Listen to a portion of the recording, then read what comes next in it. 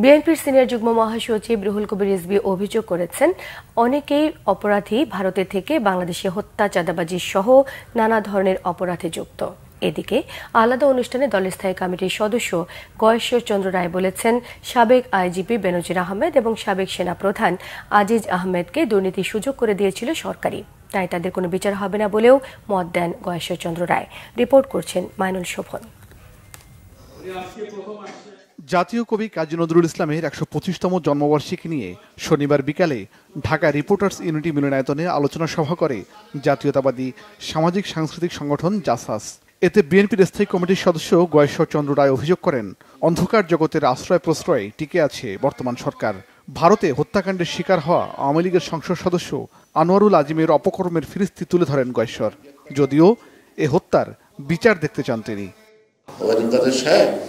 আজিজকে অপরাধী করলো কে, আর বেনজিরকে এত অর্থ উপার্জনের জন্য সুযোগ সুবিধা কে দিল, কেন দিল?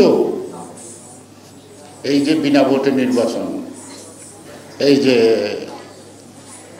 ইলেকশনের নমিনেশন জমার যেদিন বাছাই হয় সেদিন ১৫৩ জন এমপি নির্বাচিত হয়ে যায়, রাত দিনের ভোট ট্রাকে কাটে, কাদের থেকে কাটাইছে? পারবেন চকুলটাতে? পারবেন না।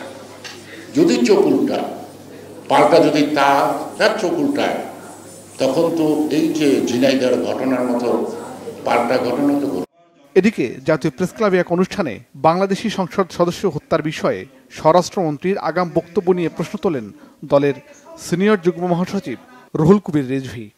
আমরা শুনি বাংলাদেশের সব শিশু সন্ত্রাসীরা ইন্ডিয়াতে নাকি তারা আশ্রয় থাকে, বিভিন্নভাবে আশ্রয় থাকে, যারা সেইখান থেকে বাংলাদেশে চাঁদাবাজি থেকে শুরু করে বিভিন্ন খুব রকমের সাথে ইনভলভমেন্ট রয়েছে।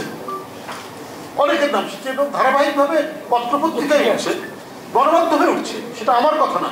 সেখান থেকে তারা বাংলাদেশের জনপদের পর জনপদে তাদের অস্তিত্ব, তাদের প্রভুত্ব তারা জানিয়ে রেখেছে। বিএনপির এ নেতা অভিযোগ করেন, বৈদেশিক ঋণের ভারে সাধারণ মানুষের জীবন অতিষ্ঠ। গণতান্ত্রিক শাসন ব্যবস্থা ছাড়া মানুষের ভাগ্য পরিবর্তন সম্ভব নয় বলেও মন্তব্য করেন তিনি। মাইনুল শোভন, বাংলা ভিশন, ঢাকা।